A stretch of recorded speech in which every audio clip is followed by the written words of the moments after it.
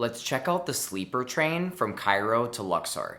I recently took this overnight train in Egypt and I have a lot to share. Let's go over how to book sleeper train tickets online and how much they cost, and I'll also talk about booking train tickets in person. I'm going to talk about how to get on board the overnight train, and I'm going to give you my review, what I thought about the sleeper train from Cairo to Luxor, talking about everything like the food, to the bathrooms, to what the facilities were like. We're going to also go over the benefits and the drawbacks of taking the overnight train. With a hint, I don't usually think it's a good idea, but we'll go over benefits and drawbacks. And then I'm also going to talk about alternatives to taking the sleeper train, like taking a bus or flying. And if you don't know me already, my name is Gus, and I started Egypt Adventures Travel to help people have great trips to Egypt. I also lead group tours, I create customized itineraries, I lead private tours. You can get in touch with me by going to my website, egyptadventurestravel.com, to learn more. Before I jump into the video, if you have any questions about the sleeper train that this video does not answer, please leave me a comment below and I will get back to you, or another viewer on my channel will answer your question. And if you've taken the sleeper train in Egypt, I want to know what you thought about it. Leave a comment below with your experience when you took the train and what cities you took it between. The easiest and most convenient way to get tickets to Egypt sleeper train is online. You need to go to abelatrains.com. This is a separate company from Egyptian National Railways, so this is a different website than you would use to book tickets to go to other places in Egypt. And at the time of this video, foreigners are not even allowed to book tickets to other destinations in Egypt. Foreigners can only book sleeper train tickets. So I'm on the abela.com website right here, and I'm selecting my destination, where I'm leaving from and where I'm heading to. So I'm going from Cairo to Luxor. I have to select my date of travel. For the train type, I'm going to say bed. You could get seats in the train, but if I'm taking the sleeper train, I want to have the bed so I can sleep. And then I'm selecting foreigner for the seat type and nationality. Here are all the options along with prices and schedules, and you can see which stations the train stops at. Because that's right, it's not a non-stop train. The train stops several times. More on that later. It makes it really hard to sleep. So this is what the website will look like when you're looking at the different ticket options, and you'll notice that each train stops at the same stops. So there's not a train option that's faster or that is more direct. They all are going to be stopping several times. The website has a long terms and conditions, which is a good idea to review through because it's got a lot of information about the terms and conditions or the fine print for the ticket. Once you review these terms and conditions and check the box that you agree and accept, that'll take you to the next stage in booking tickets. It's good to know what the cancellation policy is as well. However, I don't trust cancellation policies in Egypt unless it's something that I'm booking online, like an international hotel chain. So I don't know how travelers would get a refund if they do need to cancel. It might be kind of tricky to actually do that in practice. The website will ask you to then create a username and password so you can make an account. And then once you make an account, you'll have to enter in your passenger information. I'm not going to show you this stuff because it's confidential, but you need to enter in your information, and then you need to select what passenger type you are, foreigner, passenger. Cabin type is going to be a single or a double if you're traveling by yourself or with another traveler, and then you select your meal protein preference. You'll get a ticket. I had to censor all my information on it, but this is what the ticket will look like. You don't need to print this ticket out. Just have the PDF on your phone at the train station. Once you have your train ticket, let's talk about how to get to RAMSES train station in Cairo and to actually board your sleeper train. You see me here in the RAMSES Square area. This area is very congested, it's very busy, and it's very crazy. So I highly recommend getting to this area a minimum of 30 minutes before your train departure time, preferably an hour if you're not familiar with the area. You see RAMSES Station ahead of me. That's the building that's lit up with all those lights at the top of it. So I'm walking through this sea of people and markets and snack places in order to get to the train station. You can take Uber, you can take a public bus, you can take a private vehicle, you can also take the metro to get to the train station. If you do take the metro, That's my preferred method of travel if I don't have a lot of bags with me. But if you do take the metro, make sure you follow signage down below in the metro station, because that's going to show you where to pop up, which exit will be at the train station itself. Like that metro sign that you see right there, you'll be able to pop out at one of those exits that's right in front of the train station. So that's super convenient. So you'll just kind of follow the flow of traffic to enter the train station complex, and then it seems like you just go right into the front door, but you can't. Follow the flow of traffic around the left side of the building, because that is where the entrance is that you need to get your baggage scanned and get a security check in order to go into the train station. The front door is like the exit only. Here you see the Abela train station office. That's the place where you could buy tickets in person for the sleeper train if you wanted to, but I don't recommend that. I recommend just getting them online. They have other offices as well, and there are other stations that you could take the sleeper train from as well. I don't recommend doing it in Giza though. I recommend doing it from RAMSES station because it's much more central, and to me it's a lot easier to get to. When you see that sign for the Abela train ticket office, just follow the flow of traffic to this side door where you'll enter in and go through a security check. A police officer will ask to see your train ticket, and you'll put your bags through a scanner. So here's that Abela train ticket office. We're going to go straight through the security check. Here's the main atrium after the security check. This board will display all the train times, platforms, and numbers in Arabic and English. And then you can always ask somebody for help as well. So I'm going to my platform right now. I asked an employee where the sleeper train to Luxor goes. They'll speak enough English to help you. So I'm heading over to the platforms that are going from Cairo to Luxor. This is another reason you can see all these people here. Now I'm on my platform. This area is pretty hectic, so it makes sense to get here early. So here's the sleeper train. I showed my ticket to a conductor, and he showed me which cabin to go into. And here is my sleeper train cabin.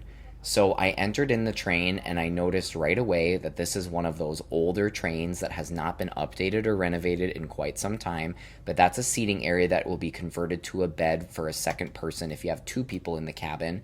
Here's a little bathroom area, sink area with a mirror, some clean towels, an outlet to charge devices, and a sink that had a very, very, very limited trickle of water.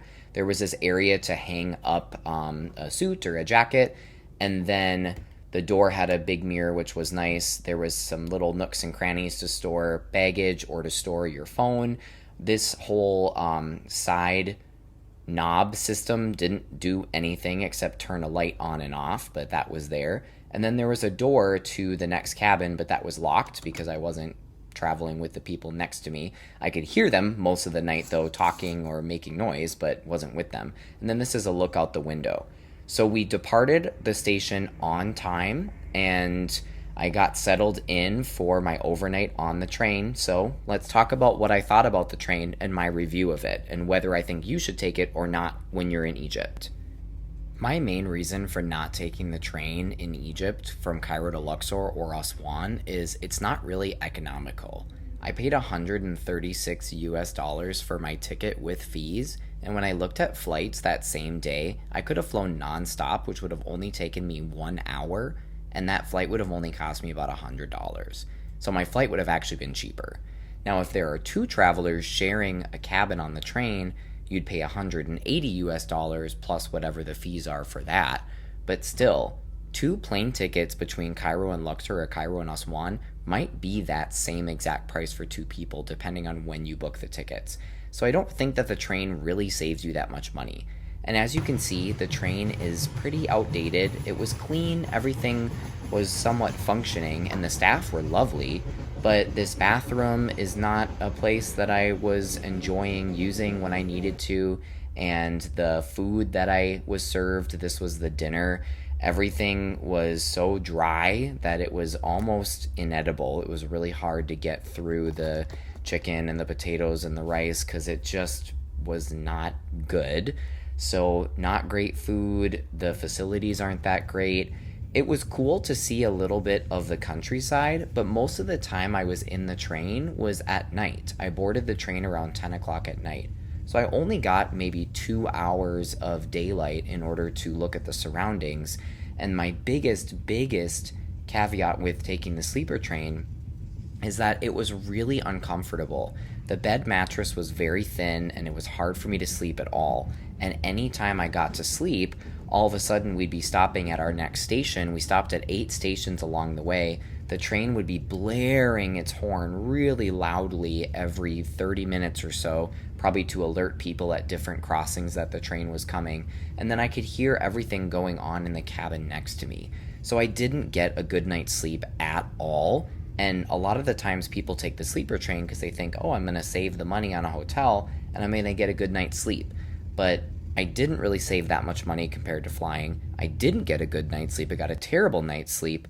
So that when I arrived in Luxor, I actually felt exhausted. And that's probably not what people want to do when they're trying to take a trip to Egypt and to hit the ground running with sightseeing when they get to Luxor.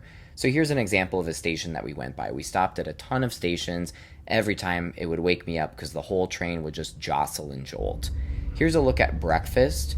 Breakfast was similar to dinner, kind of a disappointment. I ate a few things, but really wasn't great.